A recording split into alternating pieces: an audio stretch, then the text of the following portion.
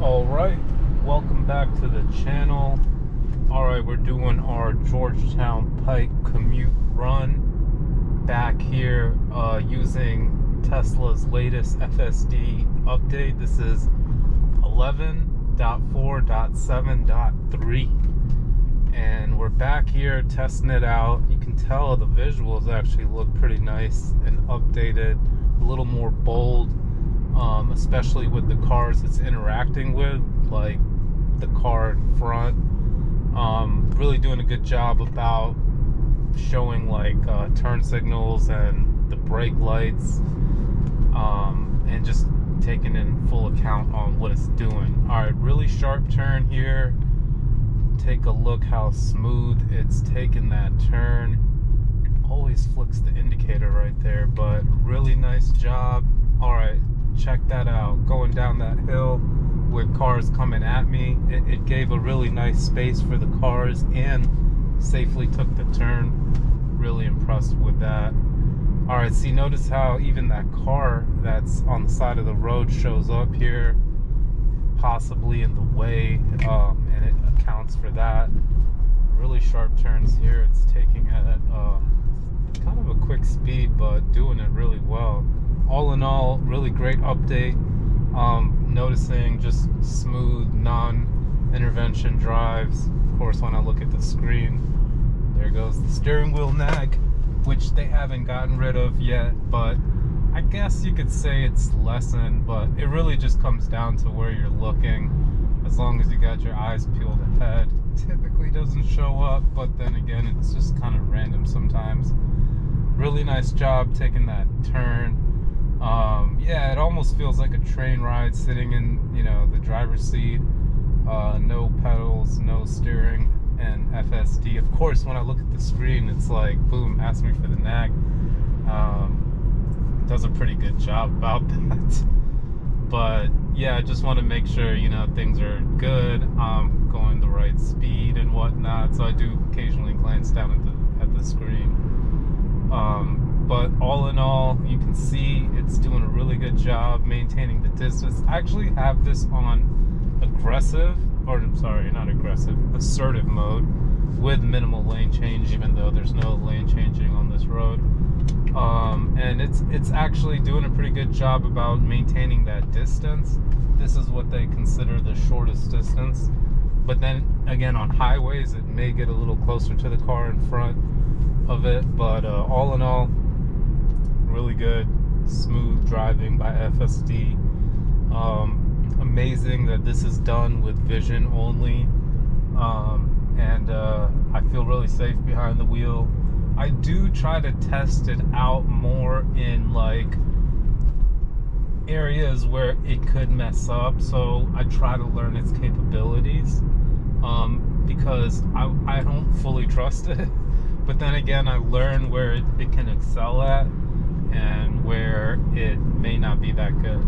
Like if you got a lot of stop and go traffic in like a neighborhood where there's a lot of stop signs, I mean, you'll see FSD can handle that, but it really sometimes can go slow when it comes to creeping to the stop sign and then searching for visibility. So there are certain moments where you'll find yourself getting a little annoyed with FSD. But when I'm in situations like this, where there's no difference between what I can do and what the car can do between the two cars, I think I'd rather let FSD drive. And I'm really, glad that the software is capable of doing these drives. And I do like to use it in suburban areas too, but that's when I will find myself driving sometimes too. But whenever I'm on roads like this, it's like without a doubt I'm using FSD, and it's really something you don't want to become too complicit on. But honestly, I would hate to drive this right now. But then there's certain moments, of course, where you got the open road in front of you. By all means, I love to drive, but notice how this car is going a certain speed. There's someone behind me. Cars coming at. There's not much I can do. The software can handle this part of the drive And I'm really glad for that, because to me, these are the more tedious parts.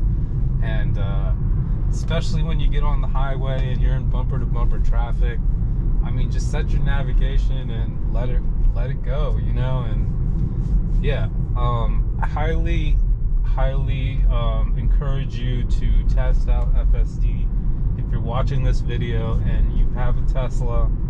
And yeah, all you got to do is subscribe, try it out for a month, and see what it's like on your day-to-day drive. And really then ask yourself, not quite is it worth it, but like, look and see how much you used it. Like my Tesla app actually gives me statistics, I think because I have Tesla insurance.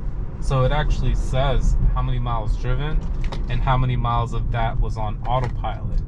And I sit right about 60-40, as in 60% of my driving is on autopilot and 40% is me. So yeah, with that being said, there are some months where I'm at like 80-20, but I never typically go below 60, which means I'm using autopilot more than I'm not. And who knows the day it'll get to 100%, but again, with those scenarios, you know, stop and go, neighborhood traffic, or just open road ahead of me, I'm gonna be choosing to drive pretty much 100% of the time. But yeah, I want to thank everyone for watching this video. I would like to conclude the course here saying that I give it a 2 thumbs up, 10 out of 10 on this drive. Hitting a little bit of traffic here, so I won't make you all sit through that, but hit that like button if you enjoyed the video. Make sure you subscribe for more. Lots of Tesla content on the way. Drop a comment if you want to see anything specific. Let me know what you think about the fall colors in the trees back here. I think it's the great time of the year. If you go back and watch this video and change the playback speed to like 2, then you can see like how the leaves have all changed colors, and it's a really nice view. So yeah, that's another reason I really like to drive back here. Thanks again for watching, guys, and I hope you have a great rest of your day.